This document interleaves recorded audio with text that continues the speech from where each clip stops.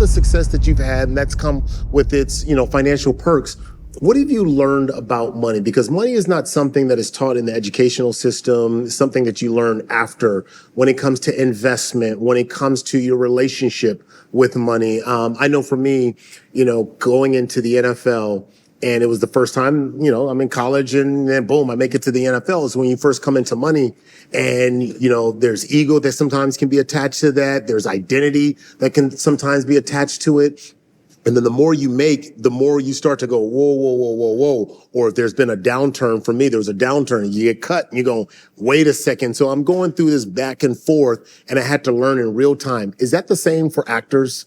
You come into, success, money. Because you always hear about the athletes. Athletes seem to be very, very vocal when it comes to their relationship with money. And a lot of times you get to see it in the cars and the jewelry and all that other stuff. What's that like for actors?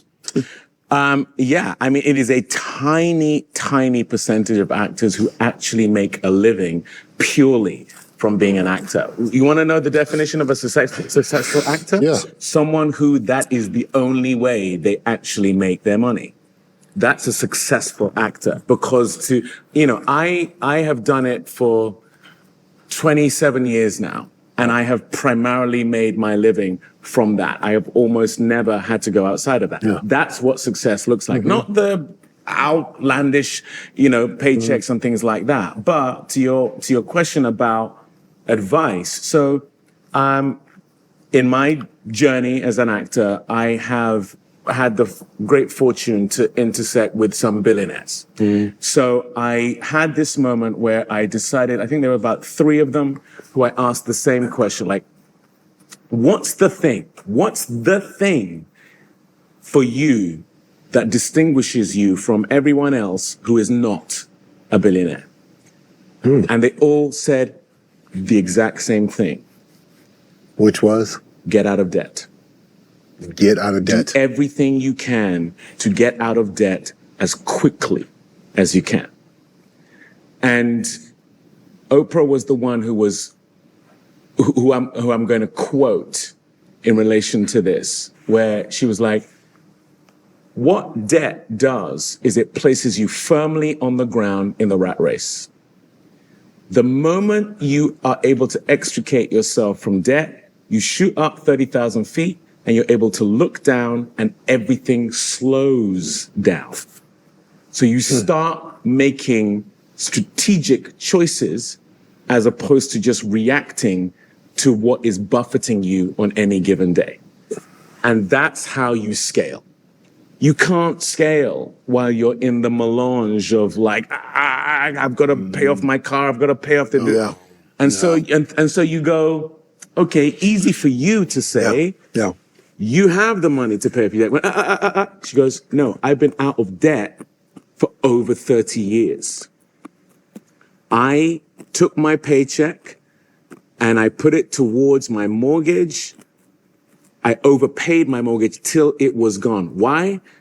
What is mortgage? M-O-R-T. Death something. Death payment. Right. More in French is death. Yeah. Your mortgage, mort, is death. Yeah. It's a death payment. So till you die, it is designed to be something you are paying. That's the design. So getting rid of the death payment. You didn't know? He got a house too. I got an apartment, brother. I got an apartment. Hello, everyone. I don't own a house. I'm gonna live long as hell. Getting rid of the death payment is how you get to life. Yeah. That's how you get to life financially. Now, it's not easy to do. And I've now, thank the Lord, done it. But it was upon the advice of, I'm going to go without to get to life. I'm going to go without to overcome that death payment. And you eat less to get rid of that debt. The minute you get rid of that debt, I will never forget the feeling of paying off the mortgage. It is a feeling like no other. And we are programmed to think that is only accessible by the rich. If you're living within your means, if you have an apartment, not a house, Akbar, no. No. Mansion. I have a compound. But Akbar's wife's about to call me like, oh, I like my house. We just got real comfortable. Jesus, man. But that's the best bit of advice I have That's been powerful. That's really, really powerful. given. Get out of debt. Yeah. Okay. So you've been able to get out of debt because you're really good at acting. Wow. You know, I really like this conversation because there are so many layers to it. But the question that stood out to me right from the beginning was, what did you learn about money? That's such an important question because most of us we are not taught how to handle money. You know, we have spent years in the education system learning mathematics, science, history, and all other subjects. But very little time is spent teaching us how money actually works. And then when money comes, we're expected to know what to do with it. One of the things that was particularly interesting was when Akbar talked about going from college into the NFL. Think about it. One moment you're learning how to dissect a frog, and suddenly you're earning money at a completely different level. But you're not only dealing with money itself, you are dealing with the lifestyle that comes with it, you know, the identity, the ego, and sometimes the pressure, the pressure to look like you're successful. And that's where I think people get themselves into trouble, because earning more money doesn't automatically make you better with money. It simply gives you more money to make decisions with. And if you haven't developed the financial understanding to go with that income that you're now getting, you can actually make much bigger mistakes. Then he also gets to that part of meeting 3 billionaires, and one of them being Oprah Winfrey, asking them what separates them from everyone else, you know, those that are not financially there. And amazingly, they all gave him the same answer: get out of debt. I'm obviously biased with this one. I mean, I've I've written a book on this issue of debt, unmasking debt. Guys, debt is the age-old slave master. It consumes your future income and leaves you with very little room to make decisions. And that's what I think is so powerful about the analogy of being stuck on the ground versus getting up to 30,000 feet. When you are heavily indebted, your financial life can become very reactive. You're thinking about the next installment, the next debit order, the next bill, the next emergency. And you're not necessarily asking, what do I want my money to accomplish? You're asking, what needs to be paid? That's the question that you're asking. And those are two completely different questions. That's why I think debt costs you more than just the interest you're paying. It can cost you a financial margin, you know, and financial margin gives you something incredible, valuable: options. When you have some room in your finances, an unexpected expense doesn't automatically become another loan. An opportunity doesn't have to be rejected because you don't have the cash. You can think beyond the next payday. You start making decisions from a position of strategy rather than constantly reacting to whatever financial problem is sitting in front of you.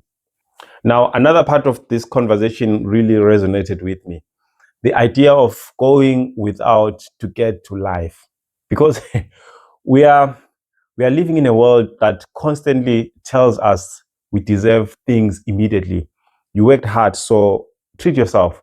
You got the promotion, so upgrade your car. You earned more, so move into a bigger house. And that's